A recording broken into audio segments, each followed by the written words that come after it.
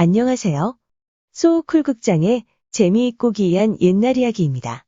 소호쿨 극장은 일주일에 3번, 매주 화요일, 토요일, 그리고 일요일 오전 10시에 이야기를 올립니다. 오늘 들려드릴 이야기는 신동훈 교수가 엮은 세계민담 전집 한국편에 도량 넓은 남편이라는 제목으로 실려 있습니다.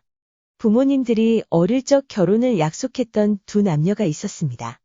일찍 부친이 돌아가시고 무정한 세월이 흐르면서 그 약속은 저절로 없었던 일이 됩니다. 남자는 결혼한 옛 여인을 찾아가서 남편 몰래 동침합니다. 그 순간 남편이 등장합니다. 큰일이 난 것이죠. 나머지는 직접 들어주시면 고맙겠습니다. 구독과 좋아요 부탁드립니다. 좋은 글로 보답하겠습니다. 그러면 시작하겠습니다. 옛날 어떤 고을에 두 사람의 진사가 살고 있었다. 윗동네에는 김진사, 아랫동네에는 최진사가 살고 있었는데 두 사람은 어릴 적부터 지금까지 서로 죽고 못 사는 중마고우였다. 김진사한테는 반달 같은 늦둥이 아들이 있었고 최진사에게는 꽃다운 막내딸이 있었다. 두 친구는 동갑내기 두 아이를 나중에 짝으로 맺어주기로 단단히 약조했다. 두 집이 허물없이 왕래하는 동안 김진사 아들 김도령과 최진사의 딸 최낭자도 서로를 자기 짝으로 여기면서 앞날을 기약하고 있었다. 그러던 어느 날 10살짜리 늦둥이 아들을 놔두고 김진사가 갑자기 세상을 떠나고 말았다. 얼마 후에 약속이나 한 듯 최진사도 친구 따라 세상을 버렸다. 가장이 죽고 난 뒤 두 집안의 운명은 파년이 달라졌다. 김진사네는 하루가 다르게 집안이 기울기 시작하더니 마침내는 떼거리마저 걱정해야 하는 처지가 되었다.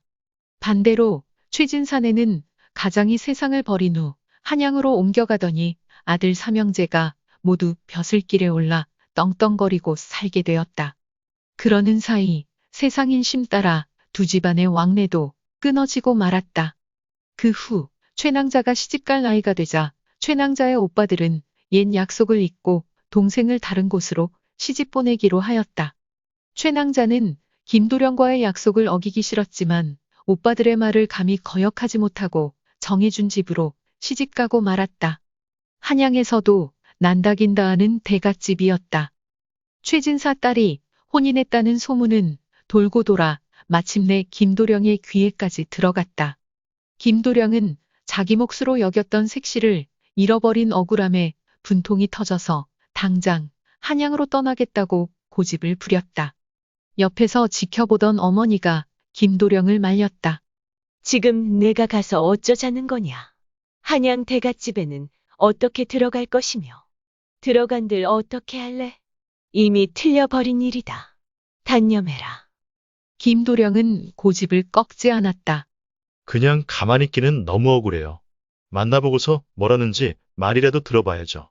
그래야 내 기분이 풀릴 것 같아요. 한양은 눈 감으면 코 베어간다고 하던데. 도대체가 나는 엄두가 안 난다. 어머니, 걱정하지 마세요. 제게 생각이 다 있어요.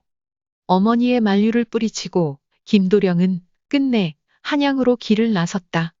가지고 있는 돈을 다 모아서 안방 여인들이 쓰는 폐물을 사 모으고 또 고운 여자 옷을 한 벌 구해서는 박물장수로 꾸몄다. 김도령은 워낙 얼굴이 반달처럼 생긴 데다가 살결도 희고 고와서 여자라고 하면 누구라도 속아 넘어갈 만했다. 김도령은 한양 가서 김서방 찾기로 덮어놓고 묻고 물어서 최낭자가 시집가서 사는 집을 마침내 알아냈다. 그 댁에 찾아 들어간 김도령은 늙은 안방마님을 만나자 신기한 폐물을 구경시켜주다가는 재미있는 옛날 이야기를 풀어놓기 시작했다. 이야기가 얼마나 아슬아슬하고 감칠맛 나던지 노인네가 그만 홀딱 빠져버리고 말았다. 그러는 사이에 날이 저물었다.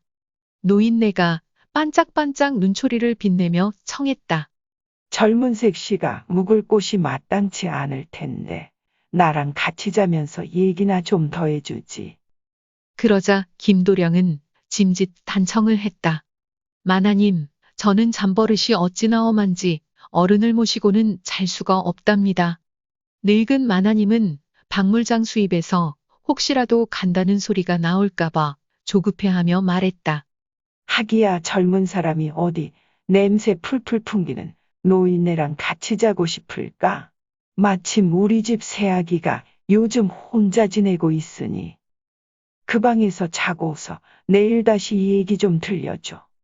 그건 감히 청하지는 못하지만 꼭 바라던 바였다. 김도령은 못 이기는 척 하인의 안내를 받아 며느리가 거처하는 연당으로 들어갔다. 다름 아닌 최낭자의 거처였다.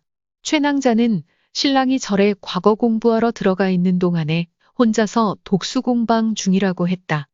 최낭자를 만난 김도령은 짐짓 본색을 숨기고서 이런저런 수작을 나누었다. 최낭자도 금세 김도령의 이야기 솜씨에 홀딱 넘어가고 말았다.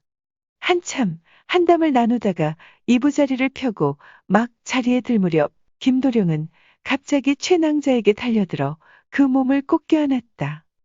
최낭자가 깜짝 놀라면서 김도령의 몸을 밀쳤다. 이게 무슨 짓이에요? 그러자 김도령이 그 손을 꼭 잡고는 목소리를 바꾸어서 말했다. 낭자, 나를 모르겠소? 나 김도령이요. 어찌 우리의 약속을 저버리고 남의 여자가 되었단 말이오? 그러자 최진서의 딸이 불침에라도 쏘인 것처럼 소스라치게 놀라더니 낯빛이 파랗게 변하고 말았다. 아니, 여기가 어디라고 오셨단 말입니까? 큰일 날 사람이군요. 이러지 말고 어서 가세요. 누가 뭐래도 낭자는 내 사람이요. 나는 이 자리에서 죽어도 좋아요. 김도령은 그러면서 팔에 힘을 더 주어 여인을 꼭 껴안았다. 냉정하게 뿌리쳤지만 김도령과는 첫정이 아니었던가. 게다가 남편마저 과거 시험인지 뭔지 준비하느라고 몇 달째 코빼기도 안 보이고 김도령의 뜨거운 손길을 뿌리치지 못하고 최낭자는 그만 옛정인을 몸속에 받아들이고 말았다. 이튿날도 안방마님과 함께 그 집에서 보낸 김도령은 밤이 되자 또다시 최낭자 처소로 찾아들었다. 최낭자는 문제가 더 커지기 전에 김도령을 돌려보내야 한다고 생각했지만 김도령의 얼굴을 보자 그 생각은 어디론가 사라져버렸고 두 사람의 몸은 어제보다 더 뜨거워졌다. 그 다음 날이었다. 그 집 큰아들이 우연히 계수 씨의 방에서 나오는 박물 장수의 모습을 보고는 수상한 낌새를 눈치챘다. 걸자가 박물 장수의 용모와 행동거지를 찬찬히 살펴보니 행색은 여인이로되 본색은 남자임이 분명했다. 큰일 났다고 생각한 큰아들은 얼른 사람을 절로 보내서 동생을 불러왔다. 동생아, 계수 씨 방에 웬 박물장수가 묵고 있는데 남자가 분명한 것 같으니 이 일을 어떻게 하면 좋으냐? 그 말씀이 사실이라면 그냥 둘 수 없죠. 그놈을 찔러 죽여서 쥐도 새도 모르게 산에 갔다가 파묻어버리는 수밖에요. 그날 저녁 두 사람은 아무도 모르게 최낭자의 방으로 향했다. 안에서 두 사람의 웃음소리가 새어나왔다. 최낭자의 남편 박도령은 형님더러 밖에 잠깐만 서 있으라고 하고는 칼을 뽑아든 채 방문을 열고 안으로 뛰어들어갔다. 안에서 쏘스라치는 비명소리가 났다. 박도령이 밖에서 다 들릴 만한 큰 소리로 외쳤다. 그 치마를 당장 벗어보. 어서. 김도령은 체념한 듯 고개를 떨어뜨리고 치마를 벗었다. 겉을 가렸으되 속까지 가릴 수는 없는 일이었다. 그만 남자의 본색이 여지없이 드러나고 말았다. 그 순간 박도령이 깜짝 놀란 듯 큰 소리로 외치는 것이었다. 아이고 이런. 죄송합니다. 전 남자인 줄만 알았어요. 이거 제가 큰 실례를 했습니다. 용서하세요. 그러더니 방문을 쑥 밀고 나와서는 형을 타박하였다.